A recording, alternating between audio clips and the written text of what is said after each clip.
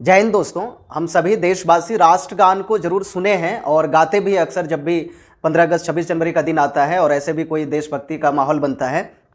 हर कोई देश का बच्चा बच्चा बूढ़ा हर कोई राष्ट्रगान शब्द से भली भांति अवगत है। हम लोग बहुत बखूबी जानते हैं और हम लोगों ने गौर किया होगा कि राष्ट्रगान जब गाते हैं तो भारत के उसमें सिर्फ 7 राज्यों के नाम आते हैं, जिसमें से एक तो पूरा पूरा पाकिस्तान में है, एक आधा आधा है, आधा पाकिस्तान में और आधा भारत में। पंजाब, सिंध, गुजरात, मराठा, उत्कल बंगा, द्राविड़, उत्कल बंगा, ये 7 राज्यों के नाम आते हैं। जबकि हम अभी सबको ही जानते हैं कि भारत में प्रेजेंट में 28 राज्य हैं। तो बाद बाकी राज्यों के नाम कहाँ हैं? अगर पूरा राज्य का नाम नहीं रहेगा तो पूरा देश बनेगा कैसे? फिर वो देशभक्ति गाना कैसे हुआ? जब रविंद्रनाथ ने ये गाना लिखा तो इसमें सारे देश के राज्यों के नाम को इंक्लूड करना चाहिए था ना। आखिर ऐसा क्यों है? क्या बाद बाकी राज्य भारत के हिस्सा नहीं है? वो भी तो भारत के हिस्सा हैं। तो बाद बाकी राज्य कहाँ गए? सिर्फ 7 राज्य से तो भारत नहीं बना है ना। कभी आपके दिमाग में ऐसा प्रश्न आया है? अगर नहीं आया है तो अभी जान लीजिए कि ऐसा आखिर क्यों है। आखिर राष्ट्रगान में सिर्फ 7 ही राज्य क्यों हैं, बाद बाकी राज्य क्यों नहीं है? तो जब ये राष्ट्रगान लिखा गया था 1911 में, हम अच्छी तरह जानते हैं कि ब्रिटिश हमारे ऊपर रूल कर रहे थे और ये जो 7 राज्यों के नाम हैं इनमें ब्रिटिश ही रूल कर रहे थे। बाद बाकी राज्य और भी कुछ थे, जैसे जम्मू कश्मीर, हैदराबाद और दक्षिण के कुछ राज्य थे। उसके बाद राजस्थान के कुछ इलाके थे, राजपूताना, और उसके अलावा जो है गुजरात का एक राज्य था।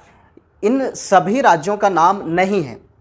तो विद्वान बताते हैं कि रविंद्रनाथ टैगोर ने क्या किया, हमारा जो अविभाजित भारत था, जिसमें भारत में सिर्फ भारत था, हमारे जो है बेटा और पोता नहीं हुआ था, मतलब पाकिस्तान और बांग्लादेश नहीं बना था।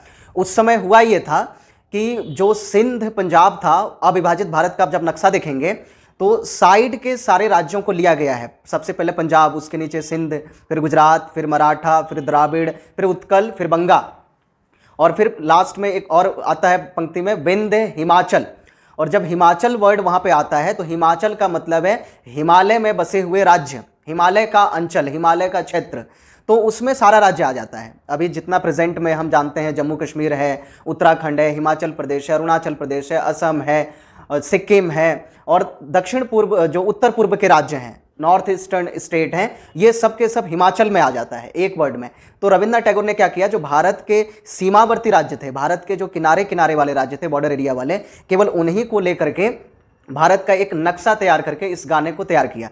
दूसरा विद्वान ये बताते हैं कि अगर भारत के सभी राज्यों के नाम को गाना में इंक्लूड किया जाता तो वो संगीत ठीक से बनता नहीं। वो उन्होंने एक गीत लिखा है और वो ठीक से फिट नहीं हो रहा था, शायद इसीलिए सीमावर्ती राज्यों को लेकर के ही केवल इस गाने को तैयार किया गया था 1911 में। उस समय ना तो छत्तीसगढ़ था, ना उत्तराखंड था, और ना ही उस समय जो है झारखंड थे, और ना ही आज के जो राज्यों के हम जानते हैं नाम, तेलंगाना, तमिलनाडु, ये सभी राज्य उस समय नहीं थे। तो कैसे उस समय गीत में इसका नाम आता है?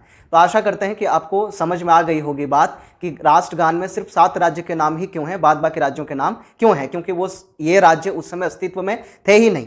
1953 में जो है हमारा राज्य पुनर्गठन आयोग का एक संस्था बनाया गया, एक ऑर्गेनाइजेशन बनाई गई, जिसमें हम वर्तमान में जो राज्यों का ढांचा देखते हैं भारत में, 1953 में राज्य पुनर्गठन आयोग बना और उसने फिर जो है इन राज्यों को नक्शा तैयार किया और अभी जो राज्य हम पढ़ते हैं सुनते हैं वो बना है 1953 में। जबकि गाना कब लिखा गया था? 1911 में।